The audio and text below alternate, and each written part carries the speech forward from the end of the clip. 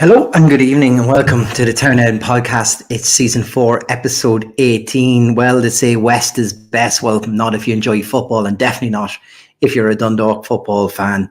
It's a 2-0 defeat in Eamonn Deacy Park for Dundalk tonight as new manager Jon Daly looks on from the dugout with really feckle technical staff around him, let's be fair, and has very little influence on what could happen on the pitch tonight. To go through this defeat, we have Steph and Gally. Gents, how are you? Even. Terrible. Gally, we'll come to you because then you've been pretty much presenting for the past few weeks. We'll let you do lots of talking tonight. What did you make of that defeat? I think it's like if we take if we go for context on it, people are talking about tonight. I can see tweets already, new manager, blah blah blah. But I mean, if we didn't have a new manager tonight, we can't be sidetracked the fact that Jon Daly's our new manager. Yes, we get into it, but there's not a lot he could have done about tonight if he's only gotten the job yesterday. Mm-hmm. We looked for last week because of the Rovers match, and we did question, could we do it against a team? It's almost like if you go, a windy night in Stoke, that's what Galway United are like, like Finn Harps, that type of thing. Could we do it on a night like that? And it's such a pity. That is it. And like when you look at it defensively, we can't do it on a lovely shiny night. Yeah, it's such a pity because of what happened against Rovers. Albeit we weren't great, but Rovers weren't great. But then we've gone out tonight. I'm just looking at it there. Yeah, actually, we were just talking off air. No shots. It's actually 17 shots for Galway, 4 shots for us, 0 on target.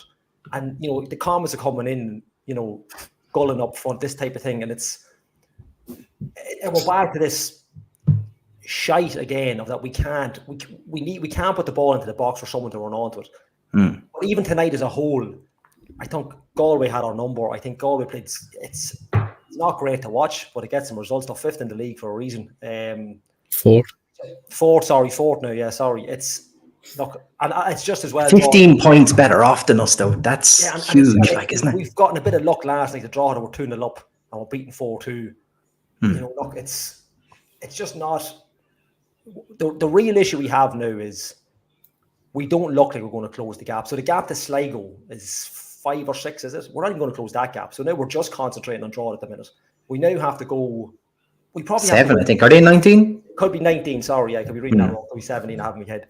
But even, to go away to Galway, fair enough, it's a tough game for a lot of teams. But even if you look at our home games, we now probably have to go on a mad old run of home games and not getting beat. It's really worrying. Yes, we've had a new manager come in. He hasn't had time. If he had to come in maybe Monday or Tuesday, got a couple of days under his belt training, who knows? But there's a lot of work to do on tonight's performance. And I know what we're kind of bringing it down now from the Rovers match last week. But God, tonight was probably, it's up there with the worst we've played, in my opinion, all season. And we've been battered by Sligo, battered by Galway 2-0 in Oriel Park. Could have been 3 or 4. But that's as poor as I've seen us all season, yeah. Steph, anything else there to add to the misery?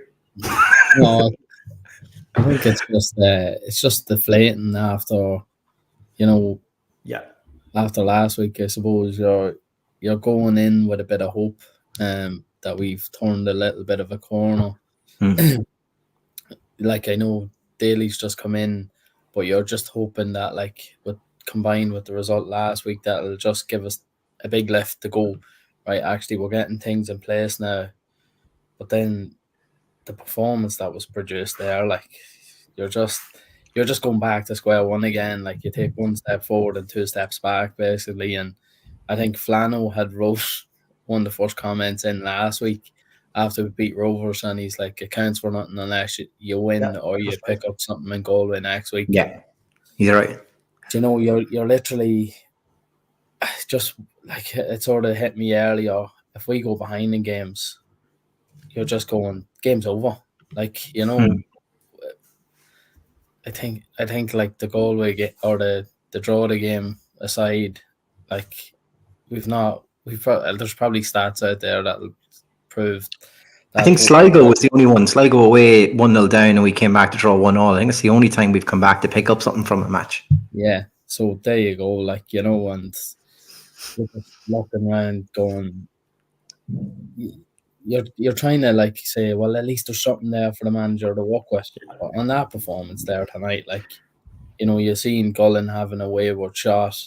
It's like we're just repeating when the bad performances come around, they're really, really bad, and we're talking about the same things, lack of a goal threat. Like last week, Mountney scores a great goal, but like if you're to look at it on the flip side, you're like, did we create an awful lot? Mountney scores a late chance at the end. Like it glossed over another poor performance. Like if Rovers didn't have any chances, but if just to say they had went ahead, like, you know, would we have come back and drawn the game last week? I know it's if, buts and maybes. But like we just gifted them the first goal. It's a set piece. It's like John Caulfield put 17 men in the 6-yard box and just planted in there. The attack or the Galway player standing in front of Monroe makes himself a nuisance.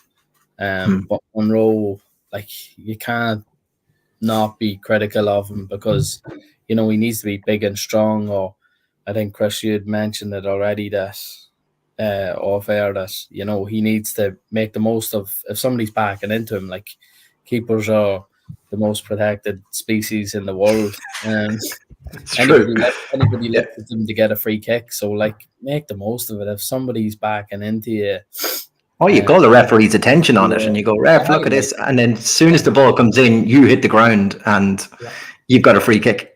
it's the easiest. Or a bit, you know, wet behind the ears or whatever you want to call it. But, like, even him going to attack the ball, I see Donald Green meshed in there, so he'll probably jump on with a comment to tell us. But surely you shouldn't be going. It's the wrong hand. It's the wrong hand. And even if you're not going to catch it with one hand, and you're definitely not going to hook it over the bar from there. So I don't know what to make of it. And then once you're behind 1-0 there, you're in the back foot. We've seen them picking up super results all year, especially when they've went ahead. Like, I think that they're possibly 2 points behind Rovers with 2 games in hand. I had a quick scan of the table. So look, they're no mugs. We know what the manager and the assistant manager are all about there. They'll get results, by any means possible. And then the second goal's another set piece where I think it was Gullen possibly just doesn't track his man. It looked like, I think we've talked about it so many times this year about mismatches from picking people up, and their big lad just comes onto it like a steam train and heads it in, and you're just going, and then the boys are turning around looking at each other as if to say, like, what happened there, like, you know. So it doesn't make it's like they were put together yesterday. Do you know, I can't wait. I know we played bad in some games this season, but tonight just seems to be. And I was wary of saying it was the worst I've seen because we've had the game against. We had a little bit of a high last week because of Galway, but like not Galway, Rovers, but Steph, you were saying there just seemed to be non-existent what they were trying to do. I don't understand. Like, somebody, I think it might have been Frank, struggling understanding. I don't know. And I feel sorry for the likes of Bones in the sideline. You know, we don't know what the situation is going to be going forward with Jon Daly and that, but he's got his work cut out. And look, you know, I was surprised that I think of all the managers we probably named over the last couple of weeks, I didn't see him getting the job, but he obviously sees something there. I don't think he's that stuck for work that he's come in for the crack. He obviously sees something in the squad that he can potentially have a challenge with. And yeah, the worrying thing is, and it's not a worrying thing, it's a lucky thing that we're not as far behind Drogheda as we probably should be. Yeah. And that's a bit of motivation going forward for us. But yeah, they're really, really poor. When you started talking there, Gally, I thought you were going to say it was like the Men in Black come in and just wiped the Rovers result out of their memories there or something like that. Gally, then is, you know, we're talking about a real poor performance. We're talking about, you know, Monroe making 2 mistakes, really, you could nearly say, because, you know, I've seen Donald Green just say that, you know, he had no command of the box, and I thought that was pretty much the fault for the second goal, because I just thought it's a corner landed in the 6-yard box. He's got to come out and just punch that clear and clear the box for it. But, you know, like myself and Steph were talking just before you logged in there, and I thought that we just turned into like a reserve Galway team. We got the ball out to either wing and we just knocked it long, high aimless balls.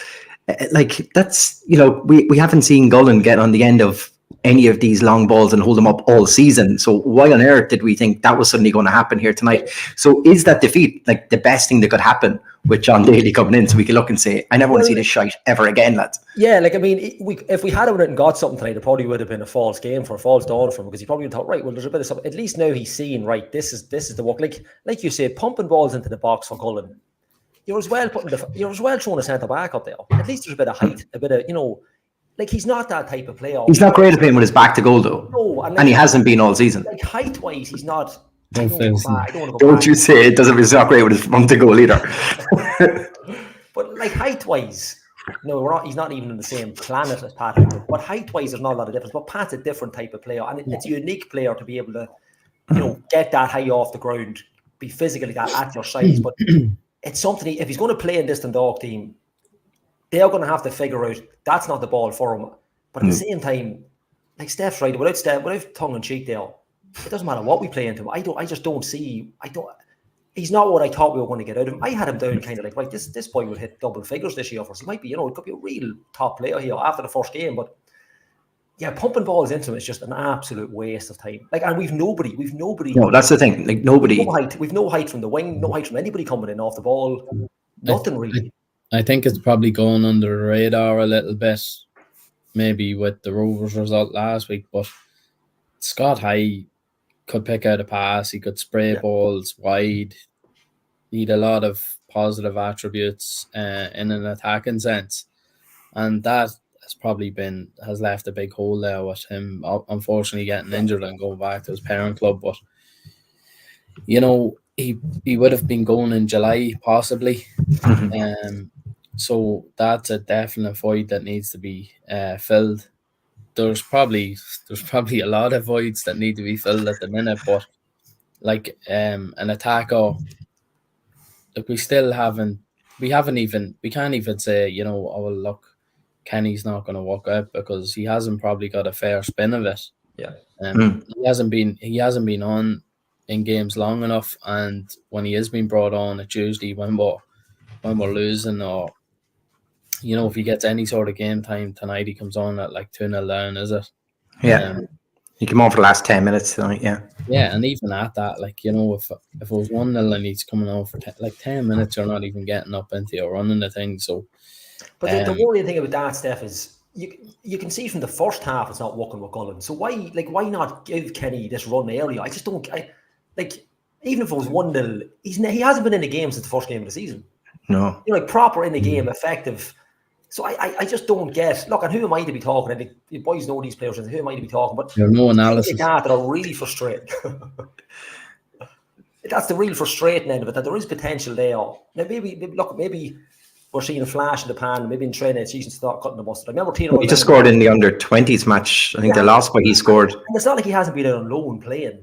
I remember Tiernan saying I remember Stephen Kenny was saying we Tiernan on one night saying the young fellas they don't bring young fellas through. But Tiernan always said that 11v11 game, if you're not at it, you're not in the game. And that's fine. Maybe that's what it is. He's just not at it. But I don't see anybody who can't have a lesser effect on the game, because it's just not happening for Gullen at the minute. And I think he might need possibly 2 or 3 games. Maybe you're just not playing. Now look, you're down in the relegation zone. I don't know if you can be forward in the league, boys, out for 2 or 3 games. But I just think there's got to be something changed up there. It's got to be.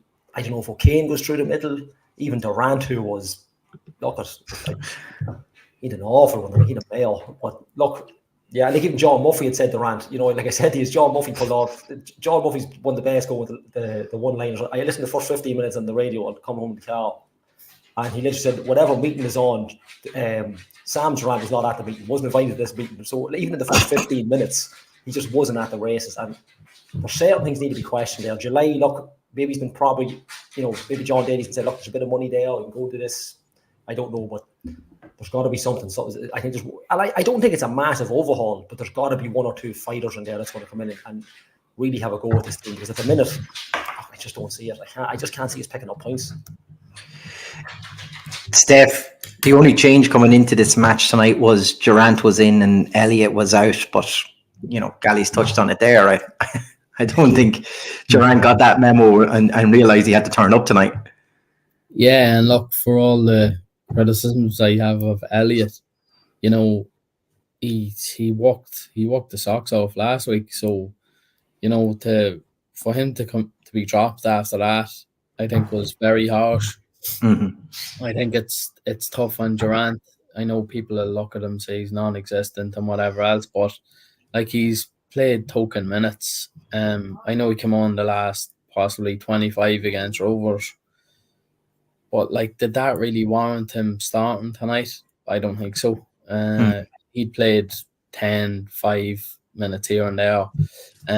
He didn't even come off the bench twice or three times, I think, in the last 5 games. So, like, to throw him in was a bit odd. I didn't understand the logic to it.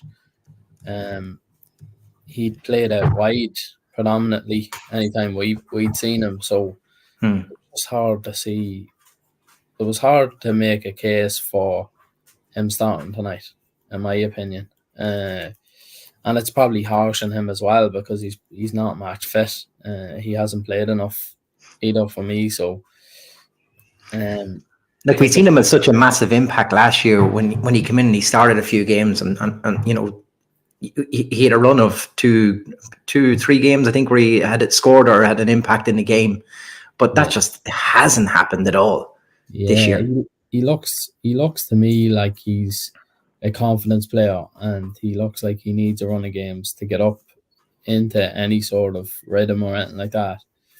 So can we really afford to, you know, let him have a couple of bad games before he gets into his groove for the bigger picture? Like, are we going to be too far behind at that stage? Like, you're nearly banking on Droda not picking up many points. Like, in, you know, last week they conceded 2 in injury time, and then they were 2-0 up against Waterford, like, into the second half. So, like, if they pick up them 6 points, they're 9 points clear of us. Like, I know it's a big if, and they haven't done it, but like, the injury time goals and being ahead 2-0 and stuff like that. So, like, we're relying on them not picking up points for us to keep clinging to their coattails at the minute, which is the big worry. So, look, you know, Daly, like Gally said there as well, he's obviously seen something, Daly. I don't think he wouldn't have picked up another job. Like, he's won the cup. Somebody said, what is it, 70 odd days ago or something like that. So, you know, he was, like, what was it, 16 days out? Well, yeah, that was it. Yeah, like 16 days out, some turnaround. Like, and look, Pats were sort of, you didn't know what way they were going to go when he came in, and he sort of got it as on an interim basis, and he turned them around a little bit. Now, look, there's question marks over his style of play and whatever else, but he turned Pats around. You can't. They stopped leaking goals, and they started scoring goals, and the players that you sort of expected to do well for them, Mulrenny and like Forrester picked up as well. So, you know, hopefully he can bring them in July. If only. Gally, like, I suppose at a time where we're already missing Robbie Benson, Scott High, obviously injured, gone back to his pairing club as well. John Mountney going off with an injury tonight, and Mayoa going off at halftime. That could be a suspected injury too there. Like, it's, you know, when you're down there, it's not the sort of things you need. No, and it's not like we had. I was talking about this the other day to somebody as well. Like, you've Dara Keane there as well, and it's not like we had a massive squad anyway.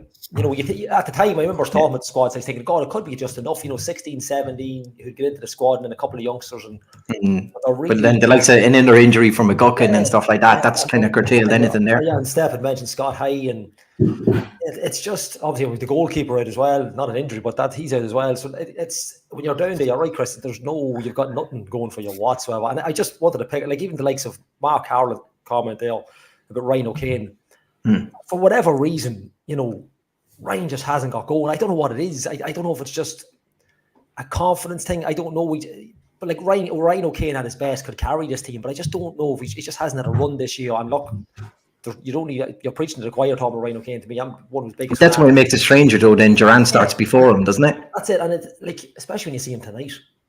Yeah. You know, look, I think probably Hogan gets too many starts sometimes. I think there's a time when you can probably leave Hogan on the bench and let the two boys run at it. But then again, that example tonight of Durant, I just don't think he's been in the game.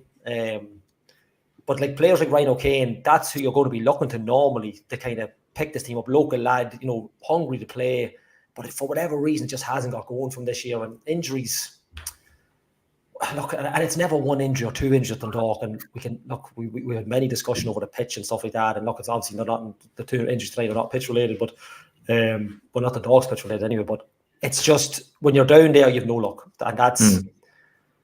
Look, when it rains, it pours. All that kind of cliche stuff comes into play. But at the same time, you know, the lads that are there have been played. They've got a lot of minutes this year. I mean, John Daly didn't start the season. You know, he's come into it over the last couple of weeks with a massive impact. But these lads weren't in the starting lineup at the start of the season.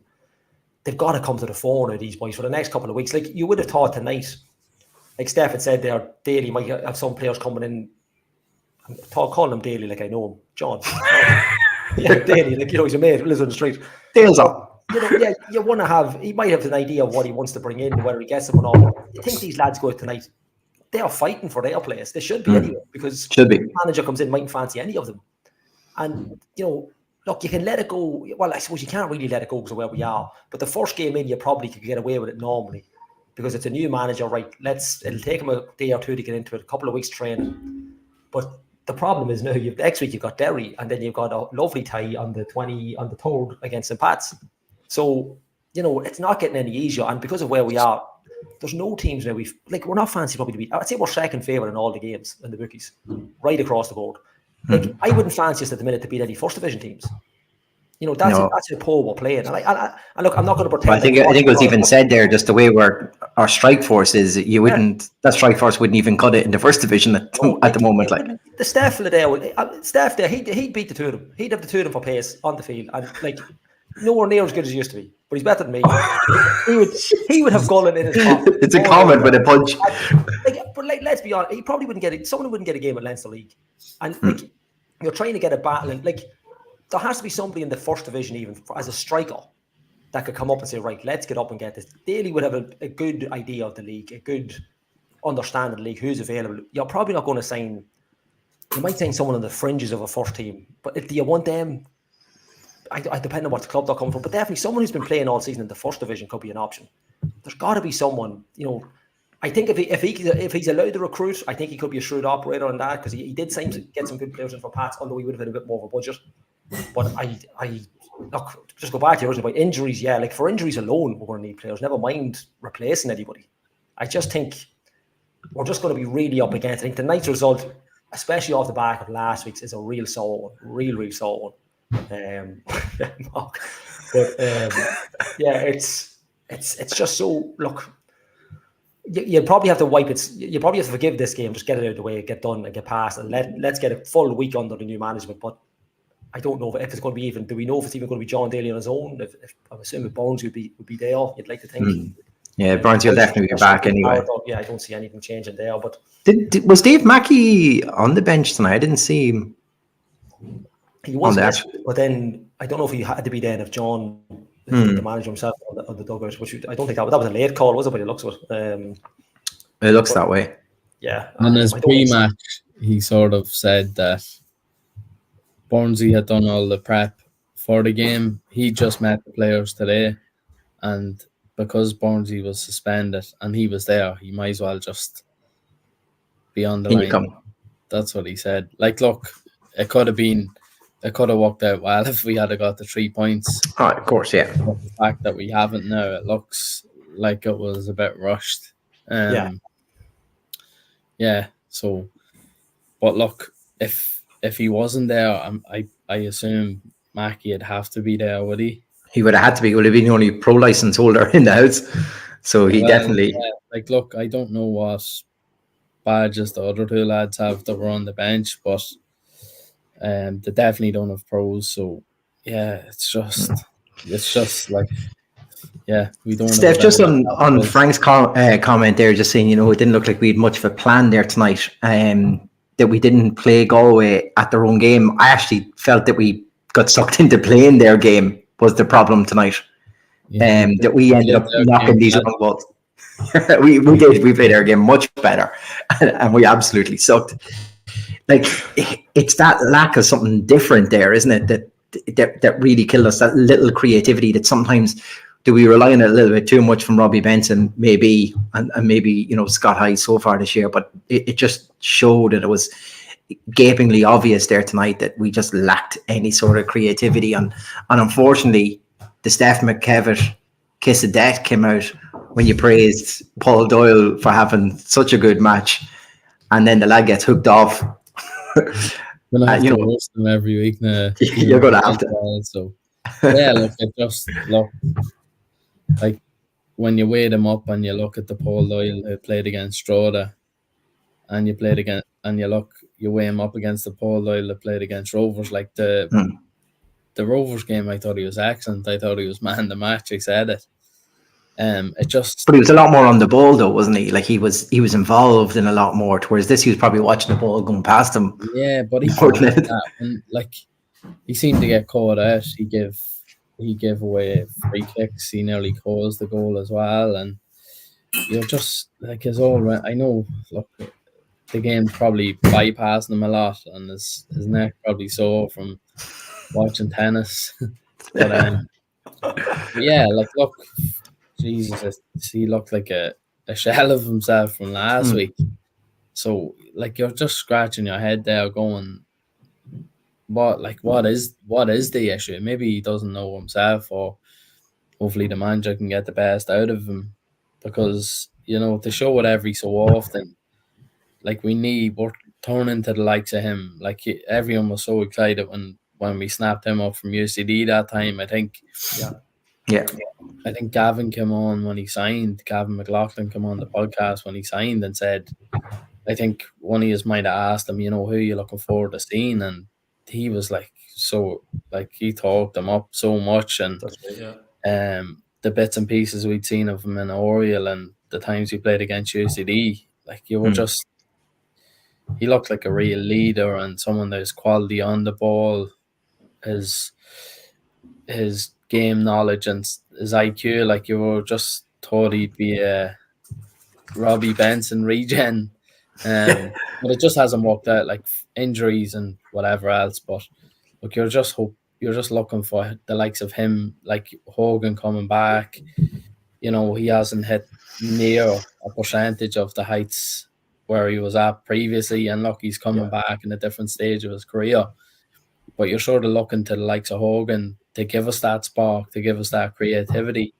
And like even set pieces, like, when's the last time we haven't overhead a set piece into the keeper's arms or gone? Well, we'd only one corner tonight, and that was actually hit lower. It didn't even get into the box, I don't think. It didn't get hit by the first defender. I think we got a free kick sort of just to the left of centre, and Hogan got on it and just clipped it into Brendan Clark's hands. And you're just saying, like if we're not creating anything from open play, like we need to be making the most of any sort of set pieces we're getting. That one sprung to mind. And then obviously the one corner we had, you're sort of saying, you do have a couple of big lads who can attack a ball, like Johnson and Bradshaw, like the win headers at the back every day of the week, like Boiler as well. Like, so you're just sort of going, you need like Galway, you take away Galway's two set pieces tonight, Steph, they don't feck all. Yeah, exactly. So that's what I mean. Like they've obviously worked on it and they've perfected the bully tactics to get into those positions, though, isn't it? Like we're probably too nice. We're too nice, we're too naive, and like going back to the first goal again, that's just a prime example of it. So you have to just make the most of any set pieces if you're not creating from open play, and then that starts to get the wheel turning. But like even at that, we don't look like we turned over the ball last week and we created the chance from it. I think Muller and somebody else broke up the play from our Jack, and then the ball went out wide to Muller again, and he's played the ball in. And Mountney finishes a great finish, like, but we didn't see any of that. No, We didn't see any of that. Like Conor McCormick, he's not the youngest anymore, but he's so clever and smart. He's like Gary Deegan mold, like, isn't he? 100%.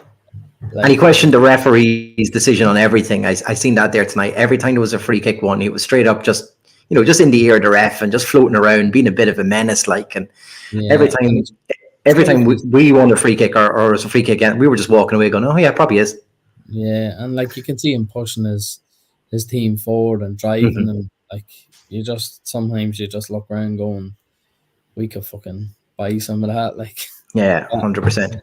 And Mountney probably gives you a little bit of that drive, and then to be fair, like Mountney does, and look, we just hope he's not a bad injury now again. There's no update on it, right? There's nothing. Didn't see anything. I did see him walking over to the away fans at the end. So like it can't have been that bad if he was walking over, and there didn't seem to be any real strapping on it or anything like that. I'm not too sure he shook hands with Conor McCormick on the way past, because he shot him a look back over then, and Mouts just walked on. So fair play to him. We won off the field. That if nothing else. Really can't. Well, look, that's enough of that shite match. Look, let's talk about John. I'm done, lads. I'm normally working on a Friday, and I had to watch that. That's like the first time I've had to watch. I don't know how you did it. It's up there with traveling to Bray for a couple of games. Yeah, then again, gladly. At least there's goals in Carlisle. Yeah. You'd be delighted to go down to the Carlisle next Friday. I'm offering already.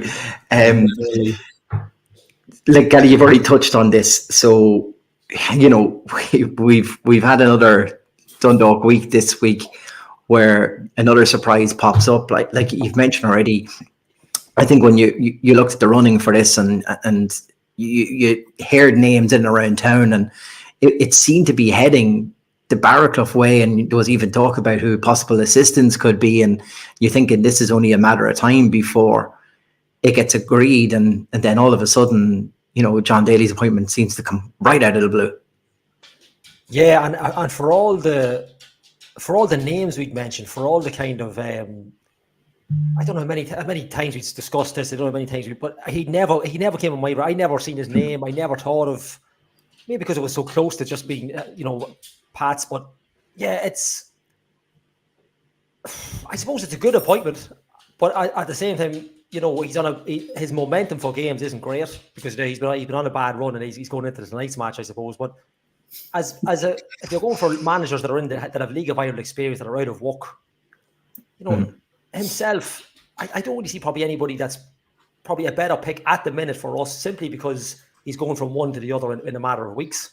It's kind of similar to the Pat scenario he came into last year, isn't it? And it's it's the second time we've taken an FAI Cup winner off Pats as well, so it's a nice wee kind of, it's a bookend. There's an assistant role at Bulls on the line for him then. There's definitely something coming, but I think motivation, he'd be mad to put one over on, to show Pats that it was wrong to get rid of me at the time. He'd be mad to get that, and that's what you're hoping to get that little, I don't want to use that bounce back, but you're hoping to get that little bounce from him, that he's probably annoyed and upset being let go by Pats, that he takes it into us. But yeah, I 100% did not see it coming. If you had to give me a list of 10 managers still working, he would never come on the radar. And I don't know why that is. I don't know if that's, ill on my part. I don't know. I don't know about you, but I 100% was like, I had to think, no joke. I was driving home last night when I came on the radio. I had to think who Jon Daly was. I couldn't register in my brain who he actually was, but it's definitely a bit left field. But at the same time, I think it could be, if he hits the ground running, if he gets a bit of training in, I think it could be a very good appointment for us going long term.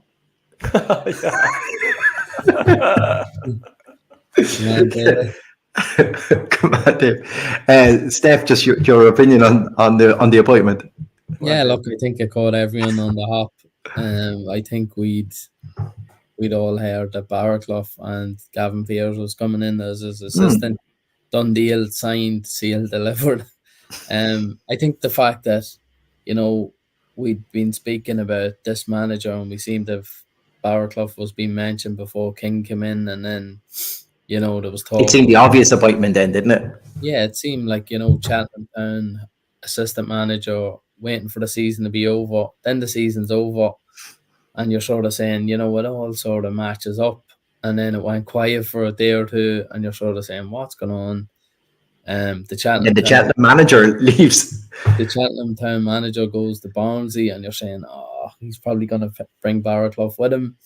And next of all, Daly's announced. I was coaching the kids the other day, and they came in, and Sharon said to me, Dundalk new manager. And I says, I am messing, because I didn't expect it to be the day before match day. Says Jon Daly, and I says, I was like, no way. And Ross said, yeah, Jon Daly new manager. I couldn't believe it. I think probably it was so close to him having a bad patch with Pats and then getting sacked. We probably just didn't even consider him. So it was a bit left field. Look, I don't think he'd be my number one choice. I don't even know why I'm saying he wouldn't be my number one choice, but I just don't think I would have been like had him on my list of who I wanted. Now the list is probably short now at this stage, but I thought Barraclough possibly coming in could be an answer. Like, look, he has League of Ireland experience. He won the league with Sligo, albeit Paul Cook had probably a big hand in that. But yeah, look, I think he's managed and coached at a higher level as well. So he probably would have been my pick. Gavin Pearce coming in with him would probably, would have been a good young coach as well. So it seems to be the only name banded about as well, really. Obviously it was names, but it always seemed to come back to him, didn't it? It seemed to be the one, and I think everybody was kind of, that's, like Steph says, that experience. Yeah, I think it was. Yeah, but Gally, to go, we were nearly, we'd ran out of numbers trying to work out when the last time Noel King had actually managed a game in the League of Ireland to a guy who's only left 16 days ago. Yeah. We went from little or no experience to a wealth of experience in recent times in the League of Ireland.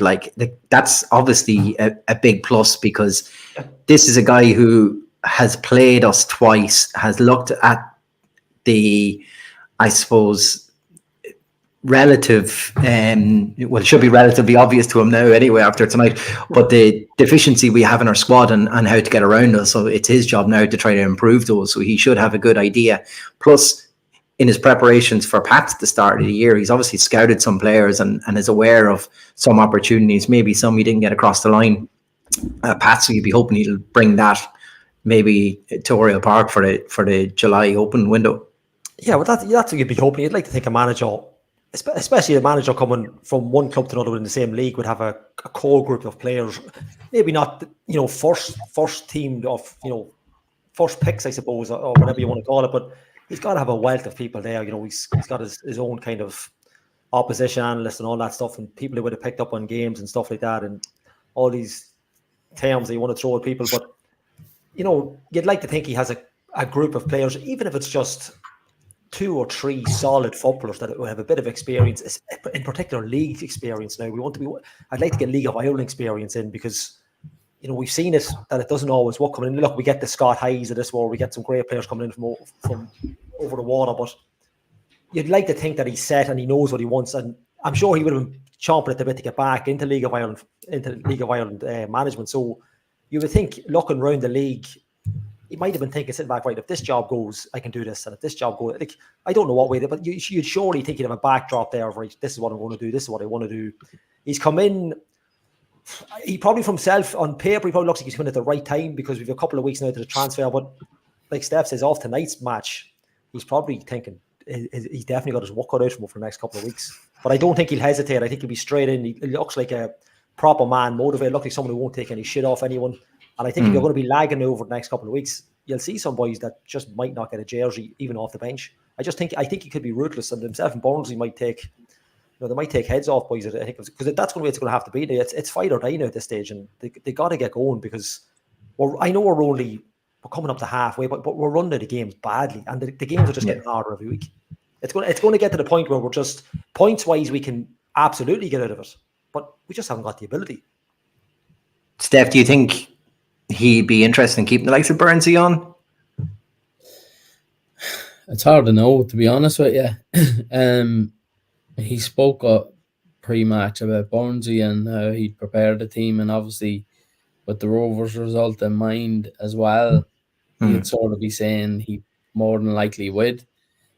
Yeah, so managers always want to bring in their own people. I know he definitely had Graham Kelly in with him, and then Mark Rossiter was helping him out.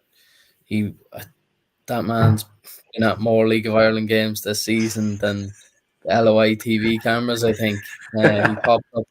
He pops up at 2 or 3 games every weekend. So I know he was in Galway tonight. So I'm sure he was an interesting spectator. He'd been doing a bit of work with Jon Daly, watching opposition and stuff like that. So be interesting to see if he came in as well. I don't think we've anybody going watching the opposition at the minute. I know we're down to skeleton staff with all the outgoings, but yeah, like you'd imagine, like you're not gonna have any negatives from actually going and watching your opposition the week before you play them. Look, I'm sure he'll want at least 1 or 2 people in that he knows can rely on and trust, rather than just going in and having 2 or 3 people there that he relatively doesn't know. You want people probably with a bit of experience now. People have been in a few dog fights maybe that can get us out of this trouble. But at the end of the day, you can bring in any staff you want. If you don't have the players to implement what you want to do, your style of play, either whether they don't want to do it or they can't do it, you're fighting a losing battle. So you'd like to think the fact that he's taken it on at such a drop of a hat that he has a plan. He's been in and around football all his life. He made a career out of playing, and he's obviously done decent enough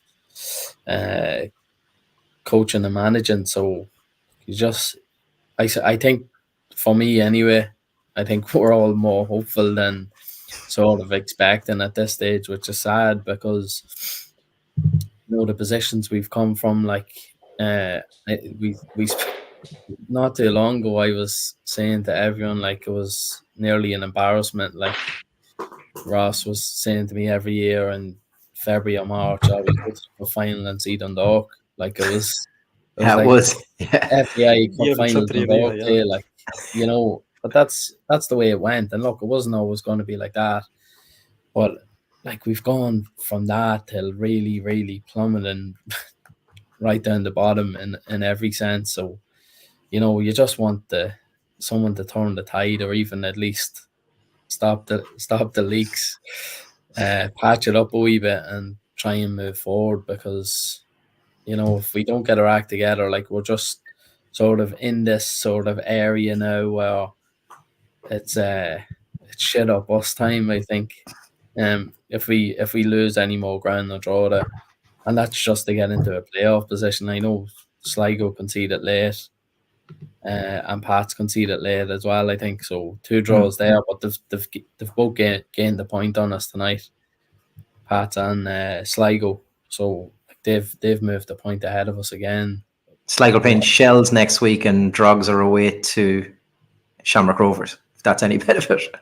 Yeah, the way Rovers are playing, you wouldn't bank on it, but yeah, like look, puts a lot of pressure on that Derry match now at home, though, doesn't it? We just need to stop. We need to just concentrate on ourselves. You always want to gain ground on the others, but if we don't start winning or at least drawing games, then we're going backwards. So yeah, so no more good news for me. Sorry, guys. Gally, like you mentioned it earlier on, and Mark Carlin, I think, had it in there, about talking about the next window and what he has to strengthen, but it might be also what we lose. Like if you think of our loan signings, Scott High has gone back to his parent club after his injury. I think McGuckin might also be going back. We're not expected to see him anymore. So that's 2 of our loan signings gone. And then the 2 Zacks, I suppose you'd be looking to try to keep them.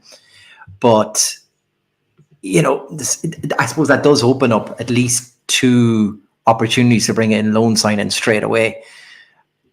You're probably thinking that's got to be at the top end of the pitch, right?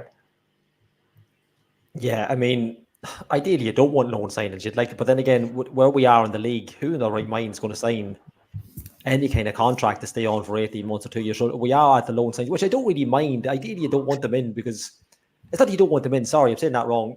You want a commitment from them, but at the end of the day, you'll take 2 good loan signings is going to try and get you out of the deep shit that you're in at the minute. Yeah. But yeah, no, straight away they have to be like Scott High. Even Robbie Benson's missing tonight, but Steph, I think people almost forget Scott High's gone back. Players like that are needed. He would have been a younger version of Keith Ward. And McGuckin, we just never got to see. We never got to see. Him. He showed a little bit. I think it might have been the Galway match or the Sligo match. He came on as a sub or something, was it? Yeah, the night we had. Or did he start on the right? Was that one? Live with Dane Maskey, I think he did decent in 15 minutes, but these players just haven't worked out, unfortunately, and that's just fine. We find ourselves the season that we're in, but yeah, look, I think it's going to have to be addressed quick.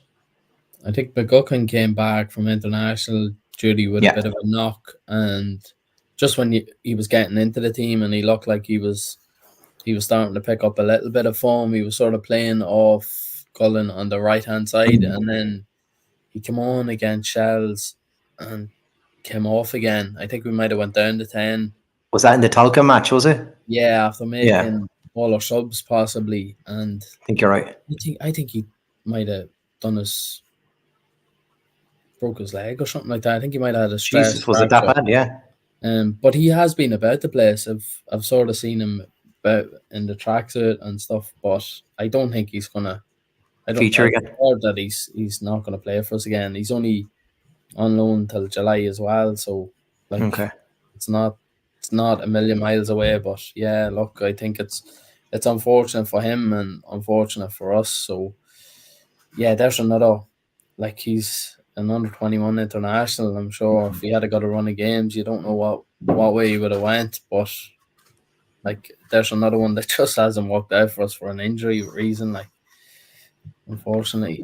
And when you're down where we are and when you're not performing, it's all magnified. Everything's magnified then. Like, if you were third, fourth in the league, you say, right, well, that's okay. Look, we get some, but it's just everything's magnified when you're struggling. And unfortunately, we've been struggling since the second game of the season, really. And that's just the predicament we find ourselves in. Well, it's predicament, putting it mildly. It's not a predicament. It's a real problem now. And I just don't know what we do. Like, David Lenz put up there. Yeah, look, it's looking bleak. It really is. Although it's only a couple of points, it's just we don't know where the points are going to come from. We just don't know. Like, it's only a 3-point gap to draw it, but if we don't win, it might as well be 20. That's it. Yeah, like we have to beat Drogheda. We have to beat Sligo, whoever's above us. You got to go and beat these teams. And yes, we have a game of Rovers in our back pocket. We've got that. We can do that against someone randomly, but we can't seem to get it 2 weeks in a row, and that's the real problem. That it's such a, we're not even inconsistent anymore. We're just consistently poor. There is no inconsistency anymore. Yeah, it's just one step forward and 2 steps back constantly. So yeah, we're not going to get very far at the minute. Like, is it also the wrong time though? With the seasons now finished in the UK, like, there'll be lads thinking they might be able to break into first team with their parent clubs as well, so they might not fancy a move over here towards at the start of the season. You've lads who probably have been frozen out of their first teams, and you've a better chance they're trying to impress, come over here and do something. Like, it's really, really hard. And let's face it, the only shining light Scally as well has been the 2 Zacks as well. And if we were to lose one or both of those players, I think you're scrambling around looking for anything, and then at that stage. Yeah, and and we'd even, like, Bradshaw started the start of the season in the middle of the park, and it kind of looked okay, but he's been a real, especially at the back. I know he's played the middle of the game, but at the back, left back, he's come, over the last couple of weeks, been really, really solid. But yeah, players like that, like, again, we're back to this, we're loaning in these young players, but we don't have young players coming through, and that's, why are we loaning in 19-year-olds? Why aren't we producing them? And well, look, that's a conversation for another day. But we should be producing players like this, not necessarily loaning them in all the time. But yeah, it's a real problem because I don't know about Bradshaw. But I'd definitely be shocked if Zach Johnson doesn't go back and get a higher. I think Bradshaw, maybe we could get him another 6 months if I think Johnson for me is a little bit like, I know Steph early on in the season had nailed him as a top footballer. 1 or 2 games at the start he was a bit iffy, but I think he's I'd be very surprised if he's still playing with us after July. I just don't see anybody not coming in looking for him. And if a League 2 club comes in, he's going to be playing League 2 football. He's not going to be sitting. Now, look, you never know, but I don't see him toning down anything like that. I can't see him toning to say, well, I'm going to fight for this. He's not. I mean, at the end of the day, he's got to look after himself and his own career, but it's where you go and find him. I just don't know. I really don't know. You got to look for experience, maybe, and an old head, wise head. I don't know. I just don't know. Like previously, we used to have the European carrot to dangle in front of a few loanies coming in and stuff like that. But we've gone down that route so many times. They always say, never fall in love with a loan player, but we've had that many through the doors that it's you couldn't count them on one hand how many players have come in and done really well with us, and then you just end up back at square one because they've gone back, and then obviously the McCarry thing's probably the exception rather than the rule, where he asked for the extension and stayed on because he was in such form. And I think at that time Stoke were like, well, if you keep going, you have a better chance here because you're only going to go back to playing reserve football. Yeah. And he kind of got back in and around on the bench then, didn't he? And got into a few games too. Yeah. And look, he's done really well. I think he was one of the standouts for the year. He made the rightful position his own, but we managed to, replace him pretty well with Archie Davies, who's gone on and done well for us. But yeah, look, you're trying to pick out the positive loanies and use them as examples. Look, if you come here for 6 months, this is what can happen for you. Take another Rajaran though. He was good. Oh. Just pointless flicks in the middle of the. I just love that. Yeah. Played in a slipper, so he did that. Always remember that game in the snow with orange football. That's right.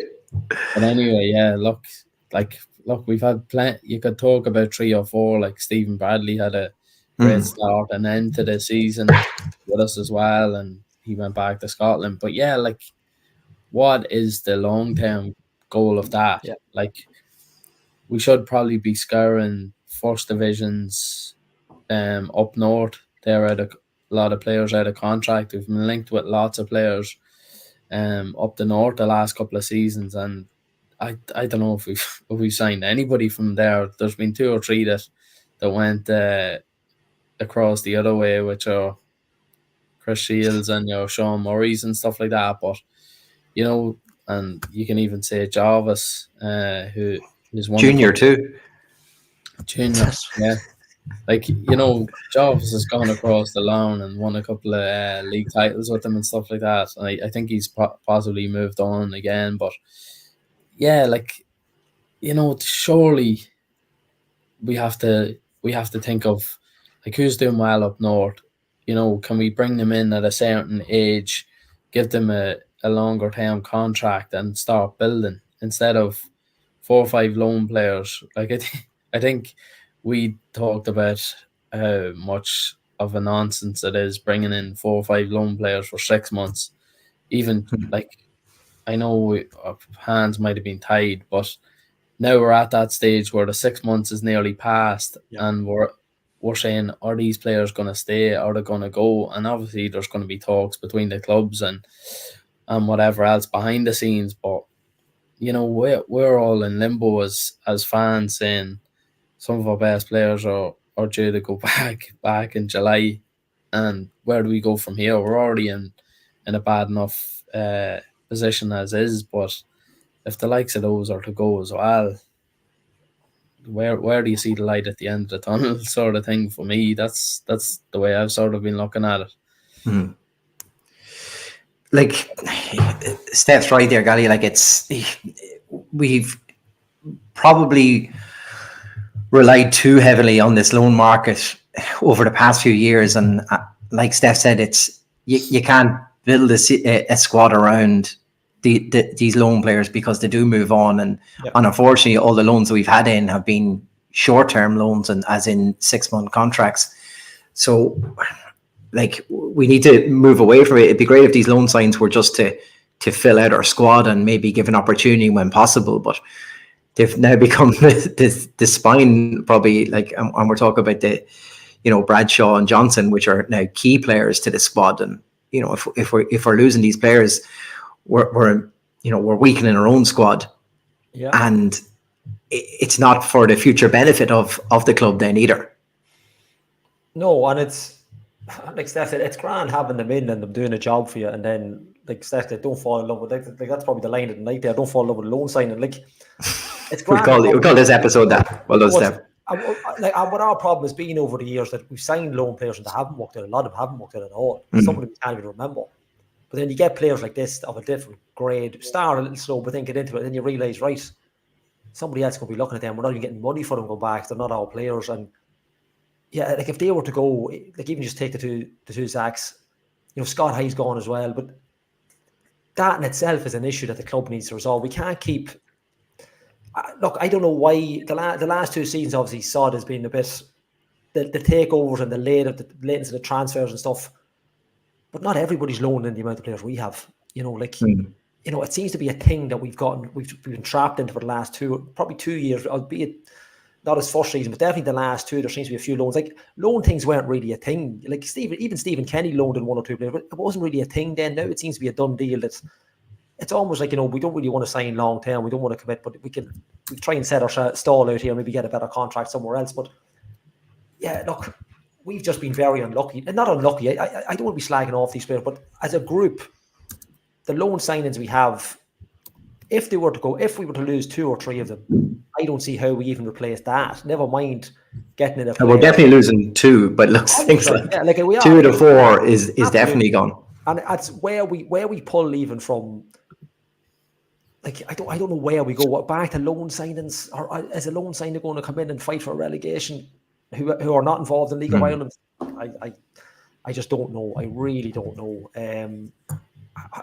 It beggars belief how we get into these positions of having a dozen or half a dozen loan signings, and you're trying to compete in the league. But other teams have done it, but they have a better structure in place youth-wise, and they can. We don't have that. We just don't have it. It's as simple as that. And it's unfortunately it's culminating in this. We've had bad seasons before, but I don't think it's ever looked, like David Lennon said, it bleak. I don't think it's ever looked so bleak as it does now at the minute. And it's a real, like we're talking now. We'll come up to the 1st of June. I just don't, like, even 3 points. Still no away win. Just those 3 points to gap the draw. I don't know where we find them. I just don't know where we find them. Well, the only good thing is, Steph, we're back at home in Oriel Park next. If nothing else, like it's at least proved the place that teams struggle to score against us. So, like, at least that's something maybe to build on. But what does Jon Daly do this week now coming? Like, do we just try to go back to the basics and just try to be hard to beat again, or do you think he'll seek the opportunity to go out there and express himself with this team? I don't think we have the capabilities to go out and express ourselves, to be honest. No offense to anybody out there, but like we're well deep into the season. His hands are tied. We're really with personnel and injuries and everything else. But you have to piss with the cock you've got. You know what I mean? So cut your cloth accordingly, maybe. No. For want of a better phrase, season 4, episode 18. That's the name of the podcast. I'll give you 2 names now. So, but anyway, like, we're well into. It's not like we're 3-4 games in. We're trying to discover who we are or what we're about. We'll have to. I think, look, if we like what has worked for us so far at home, not conceding goals. If we can just keep it shut out at the back and hope for another hope for another goal, like we did against Rovers, or the Bohemians game. I just fearful when we go behind. I just think it's just game over. I don't know whether that's the mentality within the team, or if other teams know if we get ahead here, then Dundalk's really going to struggle against us. So I think if you keep a clean sheet, you don't lose. So I think that's the building block, and then just hope for a bit of spark from the players we've already mentioned. Is Benson coming back in, or is he out for longer, or was he suspended? I don't even know at this stage. We had to scramble. I hope he's back. I don't even know what situation he's in or whatever, but He's on holidays. He's on holidays. He's on holidays. He's in Benidorm, but hopefully he brings back a few goals with him. But yeah, look, we're missing High's creativity, so you know what? It's like every time we get a bit of positivity, and we get knocked back 3 or 4 steps. But yeah, look, I think the way the crowd was for the Rovers game, everyone was behind the team. There was a bit of a buzz about it that we hadn't really noticed or felt around the ground a long while for me. So look, I don't think we should need another wake up call or anything like that. I think the fans have been totally behind the team against Rovers, so I don't see why that should change against Derry, with a lot of old boys coming to town again. So I think, what does Jerry Malone call Higgins? The magpie keeps robbing all the players. So yeah, look, I think the building block is not to concede again. What was it? 6 clean sheets in a row we've had. 6 clean sheets in a row at Oriel, yeah. At home. So look, Jesus, build on that. Get Bonesy back on the sideline with Jon Daly. Start throwing heads. That's what it is. Just like Gally throwing heads. Old school, yeah. Because hair dryers out. I don't see a massive tactical change working for it. I just don't see the player. We have the players to do it. So I just think it's grinding results out, and that's I don't remember even a system or formation that I would associate with Jon Daly or anything like that. No, and in fairness, we haven't had one either for the last couple of years. So it doesn't really matter. We haven't had that. Yeah, we haven't. Well, Burnsy pulled 3 at the back against Rovers to go against the last couple of weeks. Yeah, but in general, we haven't really. But no, do you think you could see something like that, or? Well, if who's available? If we have enough centre backs to play at the back, we probably can. I definitely think it won't be for the one to try, and I think anything's worth a go now at this stage. I think, because what we're doing just isn't. There's just nothing happening, and we keep going back to the final third of the game. There's just nothing happening on the pitch. There's nothing happening there. The problem is, like Steph said earlier in the show, I goes back. I remember Ian Foster having an awful run that year, or the first year he was, or maybe I can't remember first or second year. Ping will correct us on it. But every time we went behind, we couldn't get in. Got nothing out of the game. It was an automatic loss. Or at the very best, you might sneak a draw. But at the minute, we're just not. Like you said, Sligo earlier on. But once we concede, we're gone. The game's over. So, and because we're not capable of scoring enough goals. Whereas Rovers can concede, Shelbourne can concede, Derry can concede. But because they've got it up top, they have enough firepower to get goals. Waterford last night 2-0 down, hitting Drogheda for 4 in the second half. We can't do that. And that's what it'll cost us at the end of the day, regardless of what you're conceding. We can't score. So the minimum we're going to get probably is draws, because we can't put the ball in the back of the net. Well, this is a great upbeat podcast tonight. The new manager bounce has affected us all here on the show. Lads, are we doing anything for a pizza, or are we just giving this to David Sally for his? I concur. I would absolutely give David Sally the pizza there. Yeah, absolutely. Yeah. All right. So the best sob story wins the pizza tonight. So congratulations, David. The pizza is yours. And as always, thanks to Tony's Pizzeria. So there's a 15-inch pizza there on ourselves for you. Go on, Steph. I was just going to say thanks very much to Vinny facilitating the double bubble last week. That you threw him under a bus for, yeah. We'll go for a Christmas card. We'd have to call into him. Yeah, so we all stand at the counter and eat a slice. I said we hadn't given out a pizza every week, and we wouldn't be doing the double every week. So yeah, look, he let it slide for once, but if we've any more results like this, I think he'll be saving a lot of free pizzas going out the door. So. Unless we get a ton of sob stories all the way through. Yeah. that could be the only thing. Well, look, lads, there's no point in going over the same. We still have the same problems, clearly, despite our third manager this season now. The same problems seem to be still there.